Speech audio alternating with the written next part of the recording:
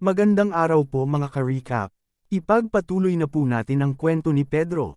Pagkatapos nga ng misyon nila sa Glory Hospital ay bumalik na sila Kim Sun-go sa paaralan. Hindi din makapaniwala si Yuna na ang blood serum ay nasa kamay na niya at mapapagaling na niya ang kanyang kapatid. Sa hospital naman ay may bagong kalaban ang nagpakita. Ito ang Sword Ghost. Sino kaya ang misteryosong taong ito na nagtatago sa pangalang Sword Ghost? Magkakaharap kaya kaagad sila ni Pedro? Alamin po natin. Isang gabi ay pinatawag ng instructor ang magkapatid na Doko, si Yuna at si Kim Sun-go. Mayroon silang bagong misyon at ito ay kakaiba sa mga nauna nilang misyon. Kailangan na nilang mag-volunteer. Kung matatandaan noon, si Yuna ang nag-volunteer para patayin si Pedro sa misyon na utos ni Octopus. Sinabi ng instructor na simula ngayon ay volunteer works na ang gagawin nila. Ang magkapatid naman ay mayabang na sinabi na kailan lang natapos ang misyon sa hospital at ngayon naman daw ay gusto na naman silang makita. Sinabi naman ng isa na mahirap at nakakapagod kapag naging sikat na. Tinanong ng magkapatid kung ano daw ang misyon. Assassination daw ba o espionage? Tahimik lang si Kim Sun-go pero sa isip ni Yuna ay kailan pa daw tatahimik ang magkapatid. Sinabi ng instructor na kahit siya ay hindi sigurado bakit ang misyon na ito ay ibinigay sa kanila. Pero ito daw ang dahilan kung bakit ang kanilang volunteering club ay naririto. Kailangan daw nila na gawin ng maayos ang kanilang trabaho. Sa sumunod na araw sa isang lugar malapit sa dagat, pumunta doon ang magkapatid, Yuna at si Sun-go. Nalito ang magkapatid kung ano ang nadatnan nila. Sinabi ng isa na sigurado siya na sinabi ng instructor na volunteering ang gagawin nila. At ito rin ang narinig ng isang kapatid, kahit si Yuna ay di makapaniwala. Akala niya ay may takip ang kanyang tenga nang sinabi ng instructor ang volunteering pero literal na volunteer ang gagawin nila. Sinabi ng mga bata kay Yuna na mga weirdo daw ang mga kuya na kasama niya. Sinabihan ni Yuna ang mga bata na ganyan talaga ang magkapatid kaya intindihin na lang daw nila. Para naman kay Kim Sun-go ay huwag silang malungkot.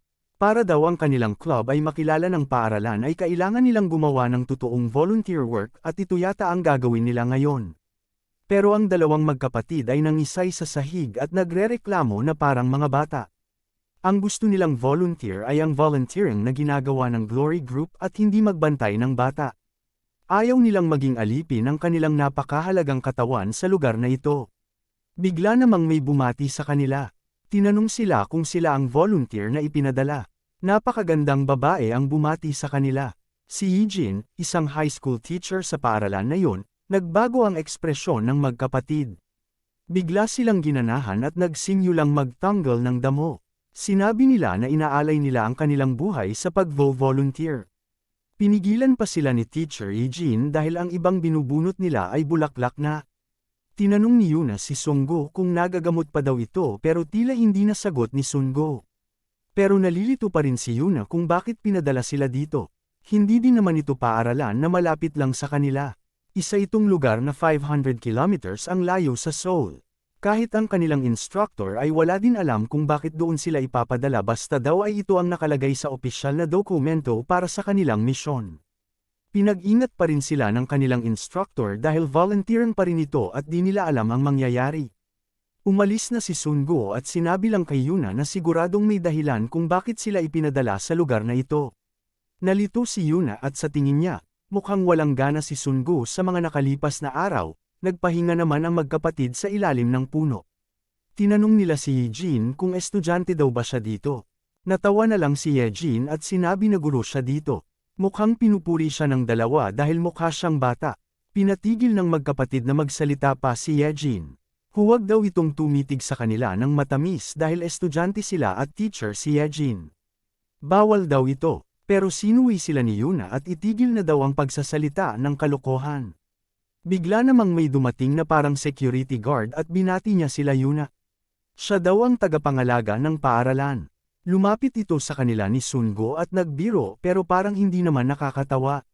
Dinagdan pa niya ang kanyang joke pero ang teacher lang ang natawa. Sinabihan siya ni Yuna na tumigil na. Pero tinanong ni Yuna ang tagapangalaga kung ano ang pwede nilang gawin at mukhang malinis na naman ang paaralan. Sa likuran daw ay may bodega kaya kailangan nila ng tulong doon dahil medyo marami ang lilinisin. Sa isip ni Yuna ay mukhang may kakaiba sa lugar na ito. Hindi maaring pinapunta lang sila sa lugar na ito para lang maglinis. Bigla namang may sumigaw na mga kalalakihan at pinapalabas nila ang teacher at tagapangalaga ng paaralan. Naniningil sila ng rente sa lupa. Sinasabi nila na sila din ang dahilan kung bakit komportableng namumuhay ang teacher at ang caretaker sa paaralan. Pumagata na naman ang caretaker at sinabi na mahirap pa ang paaralan nila. Kahit nga ang heater ay hindi nila mapaandar dahil sa mahal ng kuryente. Piloso pong sinagot ng lalaki na mahirap din sila. Wala din silang pera kaya di rin nila mapaandar ang kanilang heater kaya newspaper na lang ginagamit nila. May inabot ang matanda sa kanila at ito lang daw ang maibibigay niya sa kanila. Mukhang natuwa ang mga lalaki at marami ang ibinigay sa kanila. Pero nang binuksan nila ay mukha namang natuwa sila. Sinabi ng matanda na personal nilang itinanim at inani ang mga patatas na ito. Pero peke pala ang mga ngiti ng mga lalaki at bigla nilang itinapon ang mga patatas sa matanda. Nagalit ang mga lalaki dahil parang niloloko lang sila ng matanda. Baka gusto na daw nito mamatay. Pumagitna si Eugene at nilapitan ang matanda. Paano daw nila nakakayang saktan ang matanda? Pero sinabi ng mga lalaki na negosyante sila at hindi sila papayag na hindi masusunod ang kanilang pinagkasunduan. Bigla naman inawat ni Yuna si Sungo at sinabihan na huwag makialam dahil binili ng kanilang instructor na huwag magsimula ng gulo pero sinagot siya ni Sungo na wala naman talaga siyang balak sumali o makialam.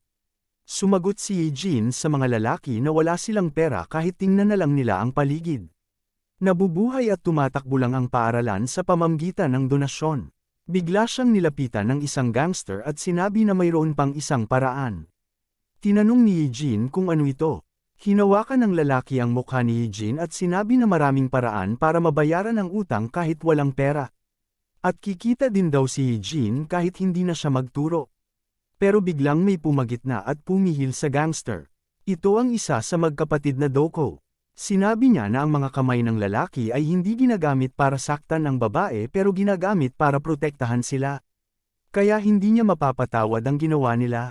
Pero bigla siyang sinuntok ng isang gangster. At sinabi nito na ang kanyang kamao ay narito para santoken siya.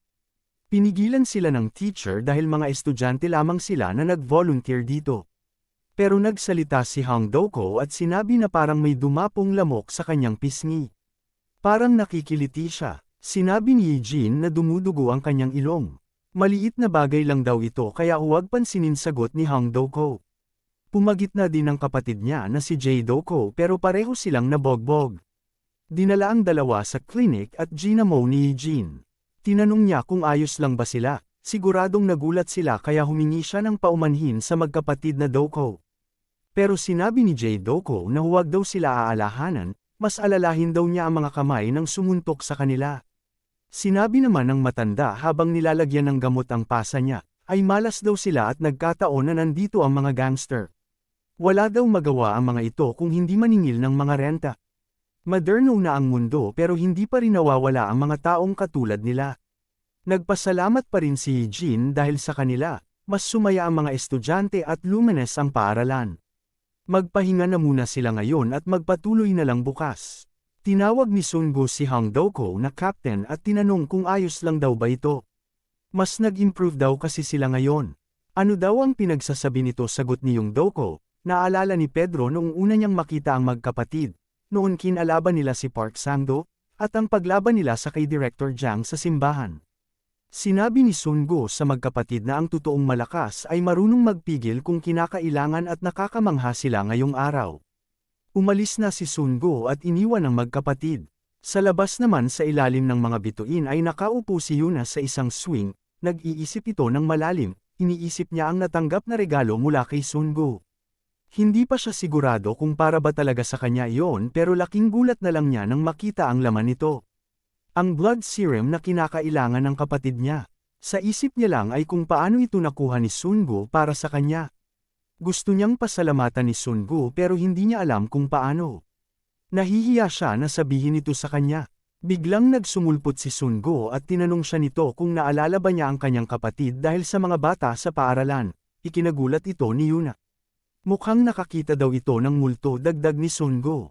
Bakit daw kasi basta-basta na lang sumusulpot si Sungo ng ganoon? Sa isip ni Yuna ay dapat na siyang magpasalamat kay Sungo ngayon, pero nag-aalangan siya. Tinawag niya si Sungo. Tinanong siya ni Sungo kung ano daw ito at sabihin na lang niya. Natagalan si Yuna sa pagsalita kaya si Pedro na ang naunang magsalita.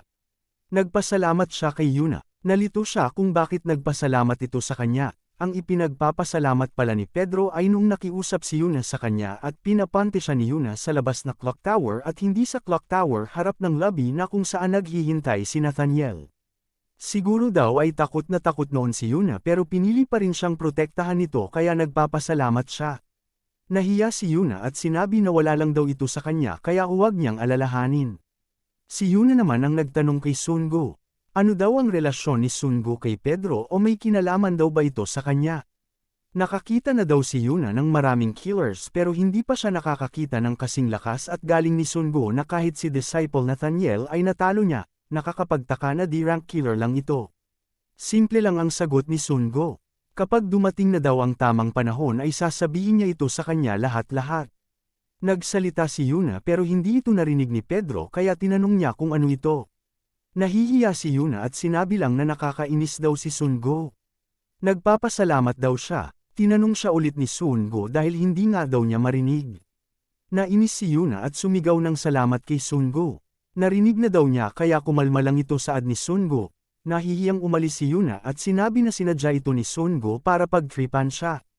May pagka-pervert din daw si Sungo. Natawa na lang si Pedro kay Yuna. Sa isip niya ay nag-improved at nag-mature na si Yuna at ang magkapatid na Doko. Mukhang kumalma na ang lahat kaya mukhang panahon na para siya naman ang gumalaw. Sa gitna ng gabi ay naglalakad si Pedro sa loob ng paaralan na tila may hinahanap. May nakita siyang kwarto na naka-on pa ang mga ilaw. Pumasok siya dito at nakita ang matandang tagapangalaga. Tinanong niya kung may maitutulong daw ba siya. Nagulat ang matanda dahil gising pa daw siya. Kapag nagtrabaho daw ng sobra ang batang katulad niya ay tatanda itong sira ang kanyang buto. Nagbiro ulit ang matanda pero siya lang ang natawa sa joke niya. Sinabi ni Pedro na aalis na lang siya kaya magpahinga na lang daw ang matanda. Habang papalabas ay sinabihan niya si Pedro na malamya. Tumigil si Pedro nang marinig ito. Sinabi ng matanda na dekada na siyang nabubuhay na naamoy ang dugo. Sa tingin daw ba ni Sungo ay may tatago niya ang amoy ng dugo sa pamamagitan ng kanyang malamyang pag-arte. Napakatapang ng amoy na dugo na ipinapalabas ni Sungo. Nagsalita si Pedro at sinabi na ang tanging paraan para makapunta siya dito nang walang problema ay ang mag-volunteer, at isa lang ang hangarin niya bakit siya pumunta dito. At ito ay dahil kay Disciple Simon. O ang kilala daw sa buong mundo bilang pinakamagaling humawak ng espada. Ang pinakamagaling na swordsman ng Glory. Ang swirling sword scene. Mukhang nag-aral daw ng mabuti si Sungo kaya alam na daw siguro nito na siya mamatay na siya. Nag-aatikabong bakbakan ba ang ating matutunghayan sa susunod na kabanata? Alamin po natin yan at sabay-sabay po ulit tayo maghintay. Maraming salamat po mga ka-recap sa panunood. Please like our videos po and also subscribe po sa ating channel sa hindi po pa nakakapag-subscribe. See you soon. Bye!